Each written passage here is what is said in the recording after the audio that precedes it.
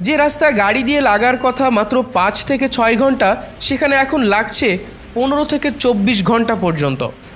অবিশ্বাস্য হলেও এটাই সিলেট ঢাকা মহাসড়কের ভয়াবহ অবস্থা। এই রাস্তাকে এখন আর মহাসড়ক বলা চলে না, বরং যাত্রীদের জন্য এক বিভীষিকা। বিশেষ করে ব্রাহ্মণবাড়িয়া থেকে সরাইলে 10 কিলোমিটার এই অংশে গাড়ির গতি নেমে আসে মাত্র ঘন্টায় 8 থেকে 9 কিলোমিটারে। বিশাল গর্ত আর ভাঙা রাস্তার কারণে প্রতিদিন নষ্ট হচ্ছে হাজার হাজার কর্মঘণ্টা। পঙ্গু হয়ে যাচ্ছে দেশের অর্থনীতি। পণ্য পরিবহনের ধস নামায় ব্যবসায়ীরা গুনছেন কোটি কোটি টাকার লোকসান। গত 5 বছরে এই মৃত্যু ফাঁদে প্রাণ হারিয়েছেন 400 জনেরও বেশি মানুষ। হাজার হাজার কোটি টাকার উন্নয়ন প্রকল্প চলছে, কিন্তু প্রশ্ন একটাই, এই দুর্ভোগের শেষ কবে?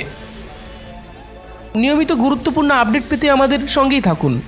BGN TV 24, সংবাদ যেখানে, বিশ্বস্ততা সেখানে।